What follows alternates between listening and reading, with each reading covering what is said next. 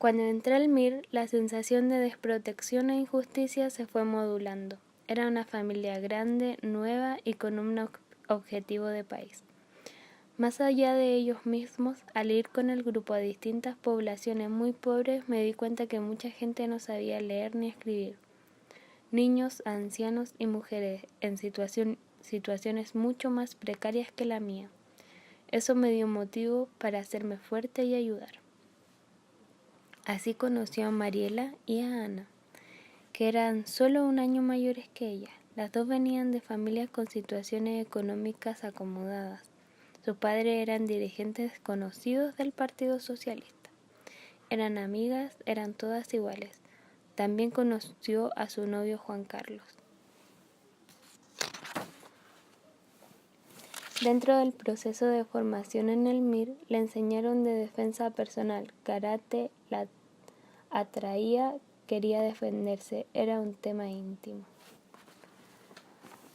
Pasado 3 años, sentía que había ganado mucha seguridad, por eso cuando el capitán Jara, el hombre grande, amenazante, le había dado la patada en el trasero antes de subir al camión, sintió que algo en ese pasado también volvía. Sabemos que eres del MIR y que eres terrorista, le dijo Carriel a la entrada esa mañana. Es mejor que colabores cuando te hagan las preguntas, va a ser más rápido para todos. Un grupo de militares se le acercó.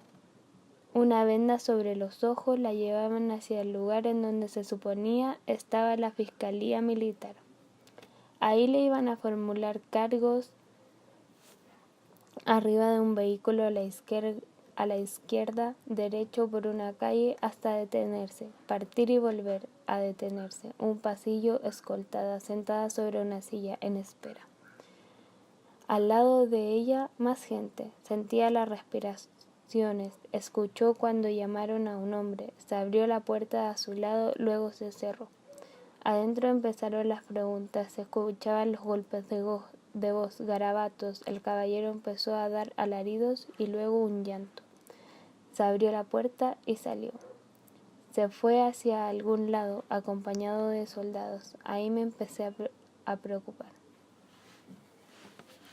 Luego entró una mujer, lo mismo.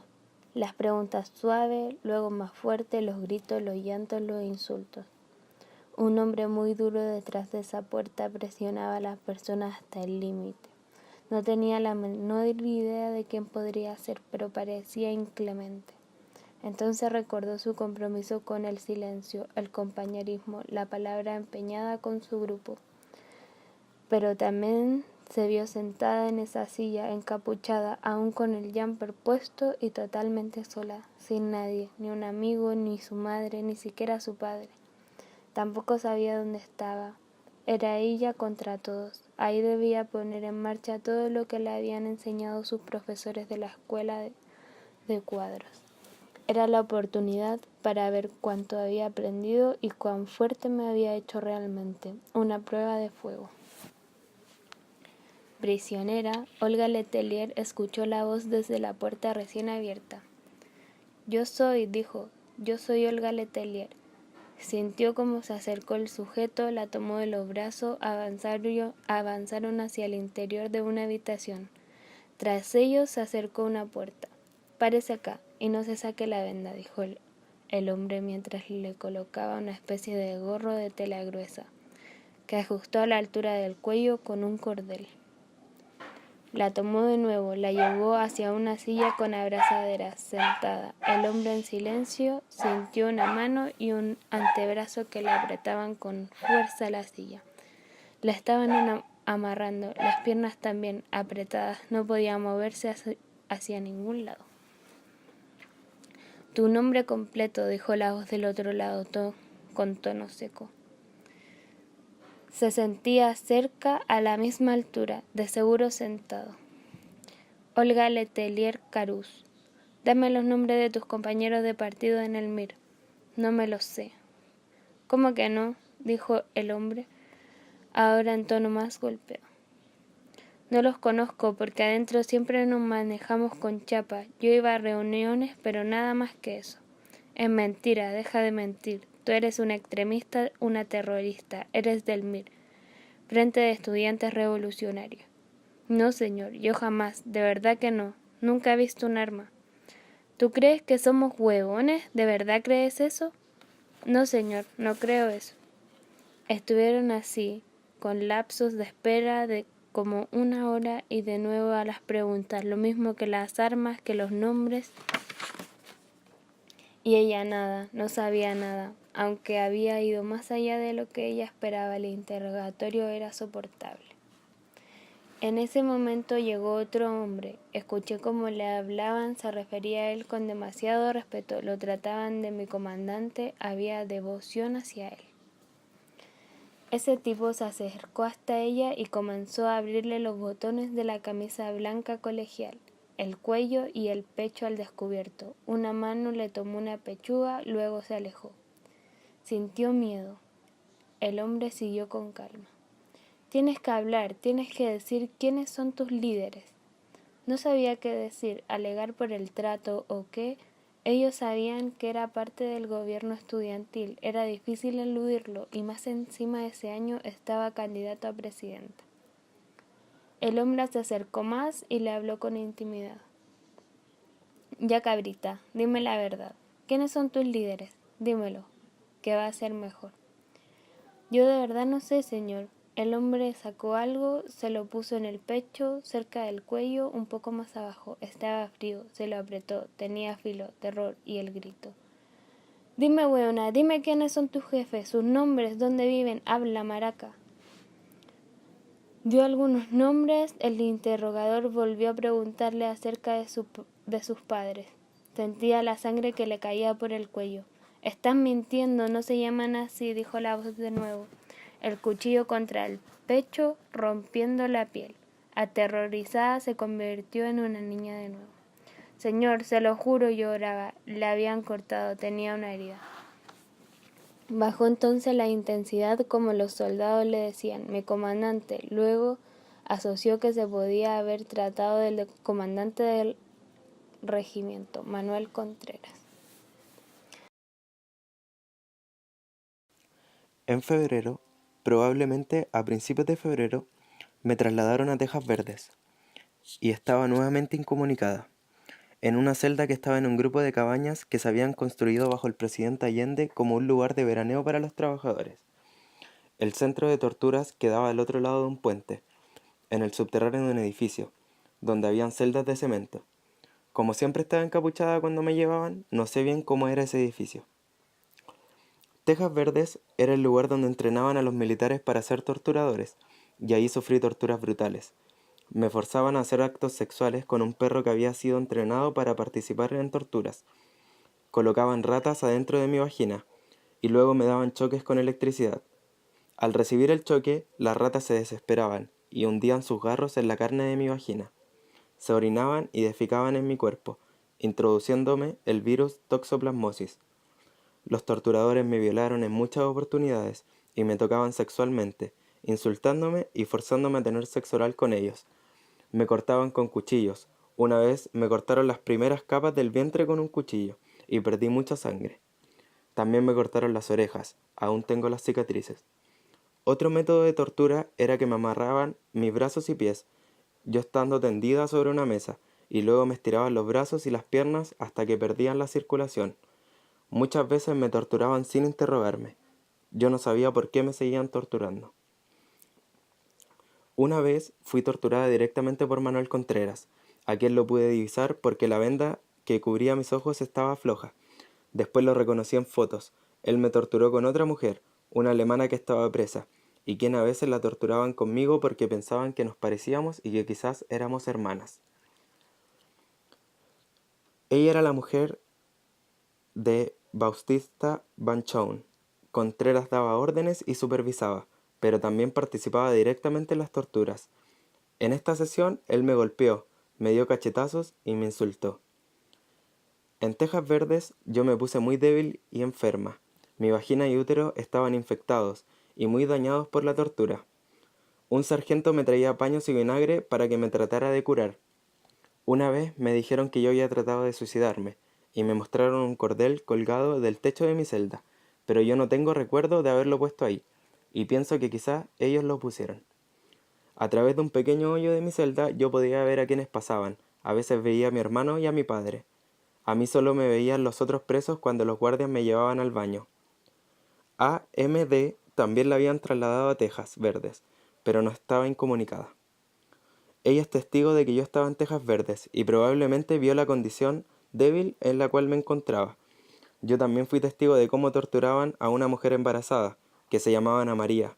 Un doctor lo supervisaba y les decía a los torturadores cuándo podían seguir.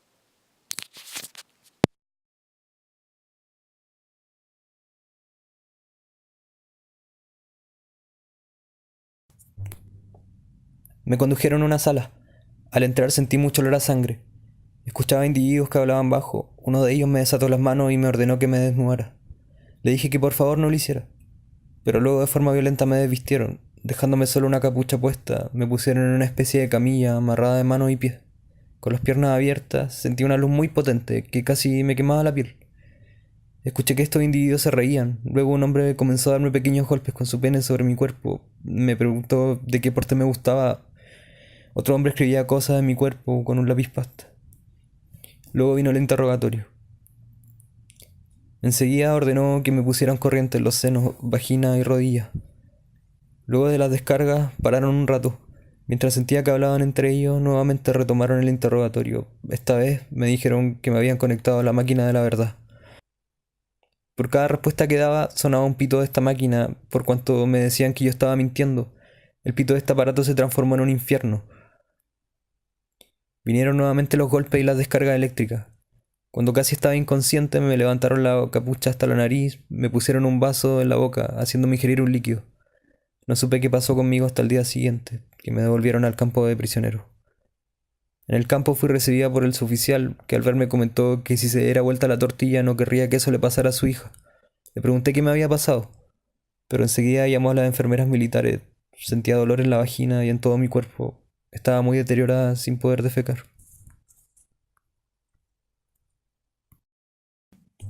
Llegamos de noche. Iba con otra persona sentada en el suelo y amarrada con alambre. Yo estaba vendada, no sabíamos qué lugar era, pero sentí que estaba cerca del mar y de eucalipto. Me encerraron en una especie de mediagua y al día siguiente comenzaron los interrogatorios. Las primeras semanas fueron las más duras. Nos trasladaban en camiones hasta el lugar de la tortura, en el casino de la escuela de suboficiales de Tejas Verdes. En ese momento no sabía dónde estaba. Nos llevaban en camiones frigoríficos, amarrados, vendados, con capucha. Nos hacían bajar escalones y ahí me dejaron en una celda. Los interrogatorios empezaban muy temprano. Me golpearon y aplicaron todas las formas de tormento: golpes, corriente eléctrica, quemaduras con cera, cigarrillo. En un brazo aún tengo las marcas. Les dije que estaba embarazada, pero la verdad a ellos no les importó. Al contrario, me golpeaban con una fusta en el bajo vientre para que pudiera perder mi guagua. Al tercer o cuarto día comenzaron a violarme. Varias veces me violaron. Aplicaron corriente en la parrilla eléctrica. Me hacían estar parada toda la noche. Me tiraban agua. No podía dormir. No nos daban comida ni agua. Fueron meses espantosos. Horribles.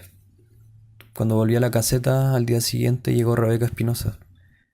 Hoy detenida desaparecida. Yo estaba en tan malas condiciones que pusieron una enfermera, también prisionera, y le permitían que me atendiera. Me venían convulsiones musculares producto de las sesiones de tortura. A los 20 días de ser torturada diariamente, me sacaban al sol para que las heridas cicatrizaran. Rebeca Espinosa desapareció. La llevaron a la tortura y nunca más volvió. Sé que desapareció porque los torturadores, burlándose cuando me venían convulsiones, me pasaron un chaleco para que me tapara. Chaleco. Nunca estuve con otras compañeras. Sabía que había más detenidas. A través de las rendijas se veían. Se escuchaban voces, vi muchos hombres y trabajadores de Madeco. Estaban desde antes que yo llegara. Supongo que mi detención tuvo que ver con el amedrentamiento a esos compañeros. Para que hablaran. Luego me hicieron firmar un papel que decía que no teníamos daños ni quejas. Yo tenía más de 5 meses de embarazo. Estaba en muy malas condiciones, mi bebé también, producto de la tortura física y psicológica. Me trasladaron a la correccional, donde estuve unos 20 días. Allí agentes de civil nos llevaron al Estadio Chile con un tremendo despliegue. Luego a Tres Álamos, donde salí en libertad.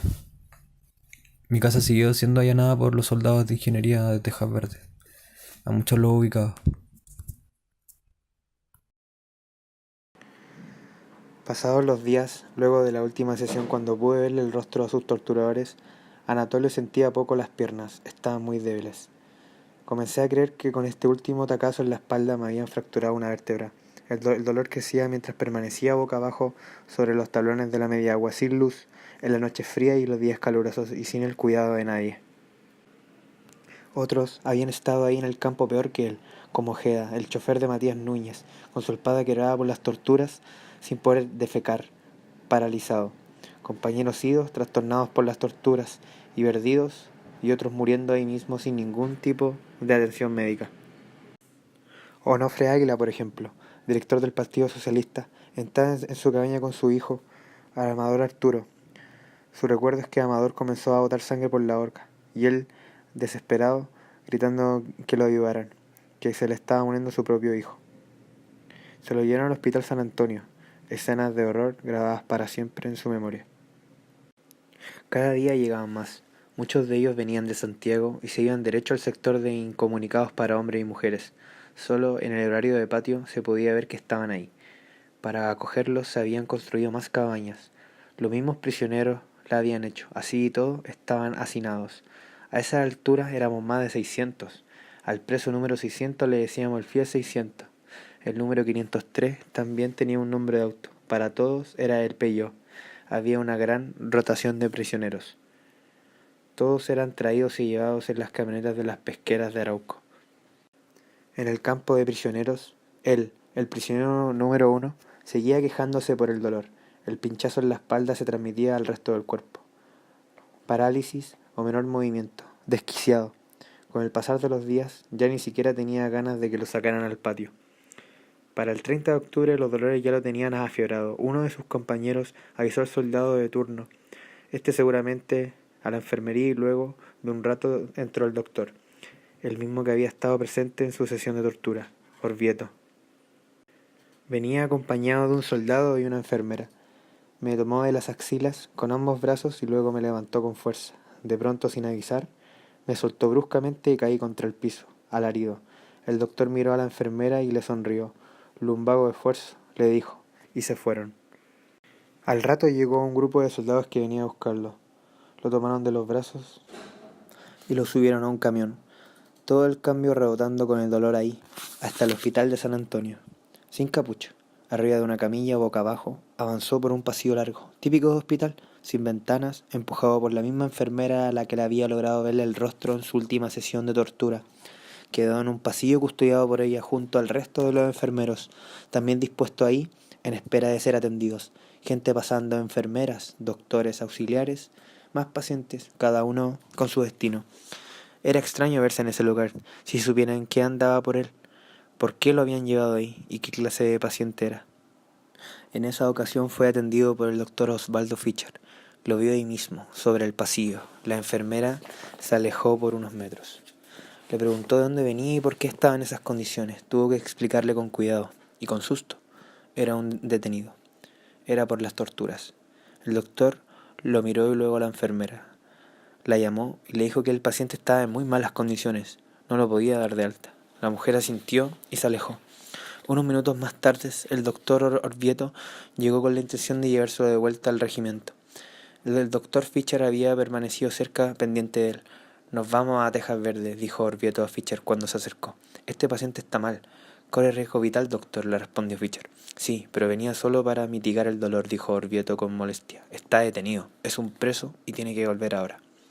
Y comenzó la discusión, que sí y que no.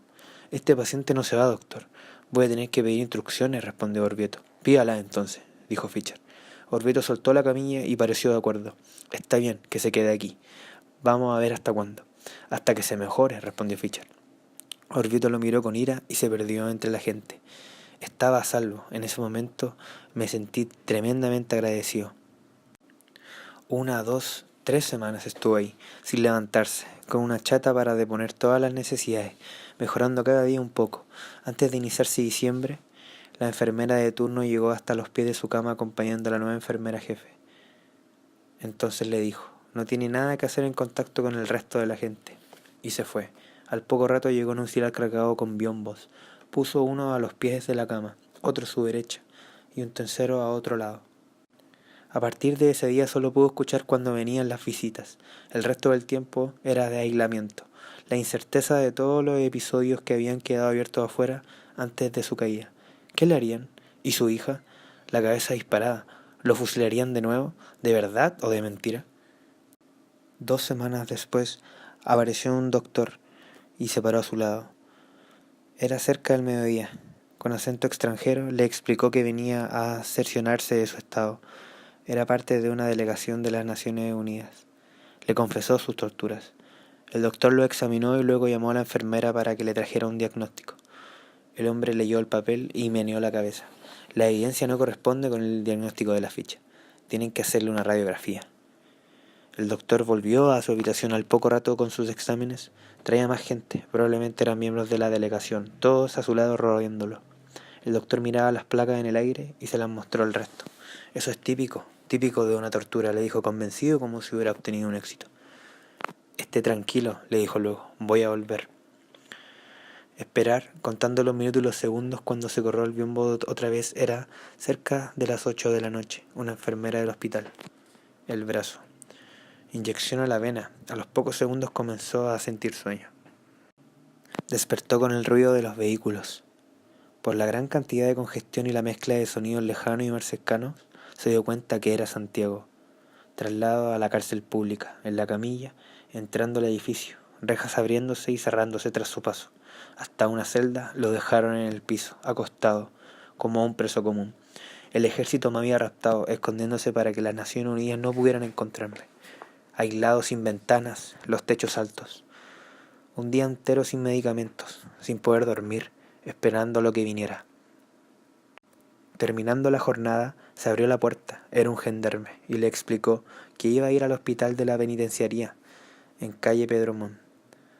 De nuevo arriba de la ambulancia traspasando vallas, calles, automóviles, y luego por un pasillo, lo dejaron en una habitación que era una celda de aislamiento, sin ventanas. Bajo el muro posterior pasaba una sequía destinada a las necesidades y también a beber agua. Durante 2 noches permaneció ahí sin contacto con nadie. En los días siguientes, el dolor en la espalda comenzó a bajar de intensidad y recuperó parte de la movilidad en sus piernas. Empezó a sentarse y luego a ponerse de pie para ir al baño. La ventana de su habitación estaba ubicada tras su espalda. Daba al patio de los condenados a cadena perpetua.